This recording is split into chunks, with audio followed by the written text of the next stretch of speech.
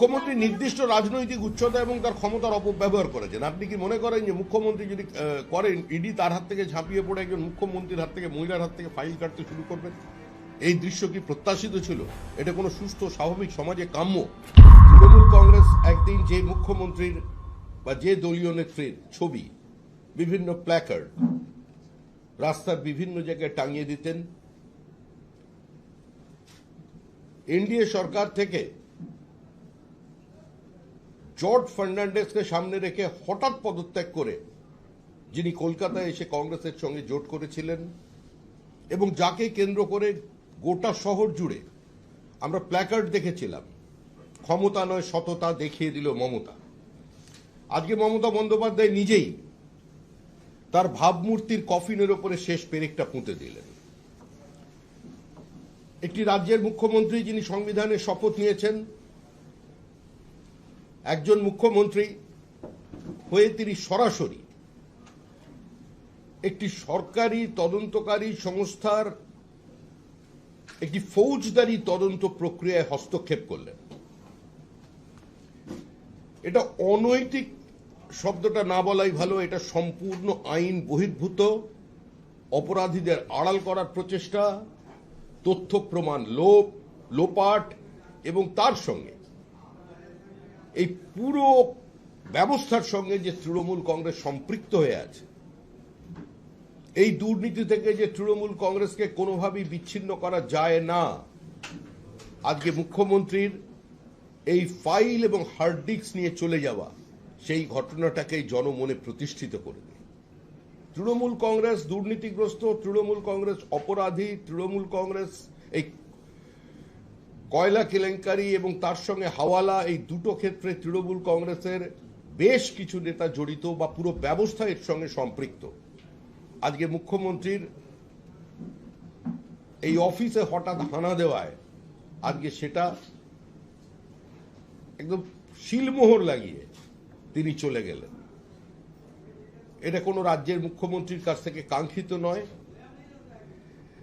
এই যে বৃহত্তর ষড়যন্ত্র,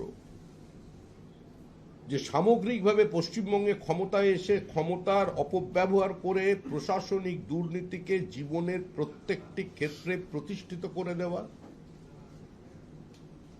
সে বিভিন্ন ইললিগাল মাইনিং এর ক্ষেত্রেই হোক কিংবা সরকারি চাকরি বন্টনের ক্ষেত্রেই হোক, প্রত্যেকটা ক্ষেত্রেই যে তৃণমূল দুর্নীতি ছোঁয়া লাগিয়ে গিয়েছে, আজকের ঘটনা সেটা প্রমাণ করল। মুখ্যমন্ত্রী ফাইল নিয়ে চলে গেলেন, আক্রমণ করলেন গৃহমন্ত্রীকে, ন্যাস্টি হোম মিনিস্টার, নটি হোম মিনিস্টার।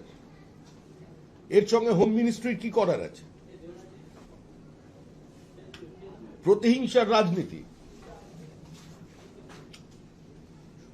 রাজনীতিকে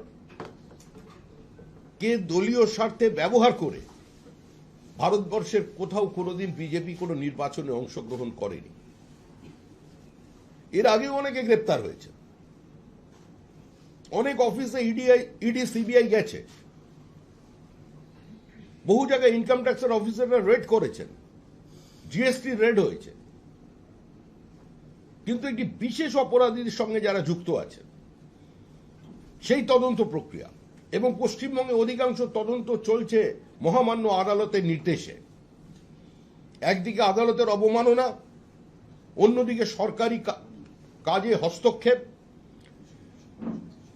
কর্তব্যরত আধিকারিকদের উপরে আক্রমণ, তাদের কাছ থেকে কাগজপত্র ছিনিয়ে নিয়ে যাওয়া, প্রমাণ লোপের চেষ্টা, অপরাধীদের আড়াল করা, তাকে বাঁচানো, নিজের দলকে এই অপরাধ থেকে বিচ্ছিন্ন করবার যে প্রচেষ্টা মুখ্যমন্ত্রী করলেন এবং যেভাবে উনি ভারতবর্ষের গৃহমন্ত্রী, ভারতবর্ষের প্রতিরক্ষা মন্ত্রীকে আক্রমণ করলেন, এটা নজিরবিহীন হয়ে গেল। সারা দেশের মানুষ পশ্চিমবঙ্গের প্রকৃত চিত্রটি জানতে পারল। কোনো মুখ্যমন্ত্রী কোনো দপ্তরে কোনো তদন্ত চলছে, সেখানে মুখ্যমন্ত্রী সরাসরি গিয়ে এভাবে হস্তক্ষেপ করছেন, এই নিয়ে এটা 3 বারের ঘটনা ঘটল। রাজীব কুমারের ক্ষেত্রে একবার হয়েছে, তিনি ধর্ণা দিয়েছিলেন, এভাবে কাড়াকাড়ি করেন। তারপরে ফিরহাদ হাকিমের ক্ষেত্রে তিনি সেখানে অবস্থান করেছেন, সেটাতে হয়তো প্রতীকী প্রতিবাদ ছিল, কিন্তু আজকে রাজ্যের মুখ্যমন্ত্রী যেভাবে একটি অফিসের মধ্যে ঢুকে গিয়ে সেটাকে দলীয় কার্যালয় হিসেবে স্থির করে দিলেন, তাহলে তৃণমূল মানে কি? এটা কি রাজনৈতিক দল? ইডি কেন হানা দিয়েছে, সিবিআই কেন গেছে, ইডি কেন তদন্ত করছে, সেটা সম্পূর্ণ ইডির ব্যাপার। আমরা ইডির মুখপাত্র নই। আমরা তো দলের পক্ষ থেকে বারবার বলেছি যে ইডি সিবিআই এর অফিসে তালা লাগিয়ে দিলেও, জিএসটি ইনকাম ট্যাক্স বন্ধ করে দিলেও পশ্চিমবঙ্গের আগামী নির্বাচনে তৃণমূল কংগ্রেস হেরে যাবে।